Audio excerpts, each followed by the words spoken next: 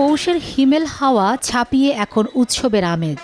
উপলক্ষ কুশিয়ারা নদীর তীরের সেই চিরচেনা মাছের মেলা। 2 শতাব্দী ধরে চলে আসা এই মেলায় এবারও বসেছে বড় বড় সব মাছের সমাহার। বিশাল আকৃতির এক একটি মাছ দেখতে যেমন ভিড়, তেমনি চড়া দামেও তা কিনছেন শৌখিন ক্রেতারা। মৌলভীবাজারের কুশিয়ারা নদীর পাড়ে জমে উঠেছে প্রায় 200 বছরের ঐতিহ্যবাহী মাছের মেলা। পৌষ সংক্রান্তি উপলক্ষে আয়োজিত এই মেলায় দেশের বিভিন্ন প্রান্ত থেকে নিয়ে আসা হয়েছে বিশাল আকৃতির বাঘাড়, আইড়, বোয়াল আর চিতল মাছ। 12 কোটি টাকা বিক্রির লক্ষ্যমাত্রা নিয়ে শুরু হওয়া এই মেলায় ক্রেতা বিক্রেতাদের উপস্থিতিতে মুখর কুশিয়ারা পার। শেরপুর কুশিয়ারা নদী থেকে তো এই একটা ওজন লিগারি 60 থেকে 65 কেজি আর একটা ওজন 55 কেজির মতন। তো 2টা মাছই আমরা আছে বাজারের মধ্যে খুব সেরা মাছটাই আমরা কাছে। এই মাছগুলো আমরা সিলেট বিভাগের এই মাছগুলা বেশি আপনার বোয়াল, চিতল, আইড়, আপনার বাঘ মাছ, এগুলো আপনার আমাদের সুরমা নদী কিংবা কুশিয়ারা নদীর মাছ। আর বেচা কিনা ইনশাল্লাহ খুব ভালো। কাস্টমার মধ্যে দোকানে আছে, ভালো ভালো মাল আনছি, যার যার চয়েস মতো, যার যার ইচ্ছা মতো নেই। এরপর ফুল আর পুতুল এগুলা ইনশাল্লাহ খুব ভালো ব্যবসা হয়েছে।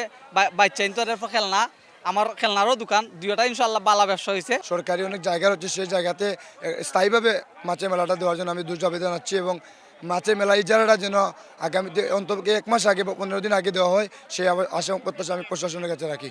দেখছি অনেক সুন্দর লাগতেছে, ইনশাল্লাহ আগামীতেও হবে। আর প্রত্যেক বছরই আমরা এই অপেক্ষা থাকবো, আমরা আনন্দ করব। এখানে প্রথম আসছি এই মেলায়, মাছের মেলায়। এখানে দেশীয় মাছের মধ্যে সবচেয়ে বড় মাছ দেখলাম রুই এবং বাঘাইড়। মেলা তো বহুত পুরানা ঐতিহ্যবাহী একটা মেলা। শেরপুর আগে গাঙ্গর ওসাইটে আছিল, আজ কত বছর ধরে ওখানে আইছে। খুব মাছ মিলে এবং মেলার প্রচুর একটা নাম কাম আছে। মিঠা পানির মাছের পাশাপাশি এবারের মেলায় বাড়তি আকর্ষণ হিসেবে যোগ হয়েছে সামুদ্রিক শাপলা পাতা সহ বিভিন্ন প্রজাতির সামুদ্রিক মাছ। মেলা কেবল মাছের বাজারে সীমাবদ্ধ নেই। শিশুদের খেলনা, ঘর সাজানোর জিনিস আর মুখরোচক খাবারের দোকানেও ঠাসা পুরো প্রাঙ্গণ। দূর দূরান্ত থেকে আসা মানুষের নিরাপত্তায় জোরদার ব্যবস্থা নিয়েছে জেলা প্রশাসন ও পুলিশ। সার্বক্ষণিক তদারকিতে রয়েছেন মেলা উদযাপন কমিটির সদস্যরা।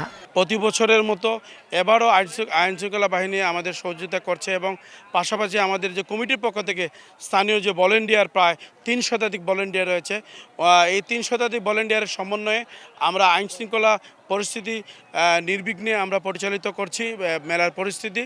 এবং 10 থেকে 12 কোটি টাকার মাছ বিক্রি হওয়ার সম্ভাবনা যদিও রয়েছে, কিন্তু অনেকেই বলছে তার চাইতে বেশি হবে।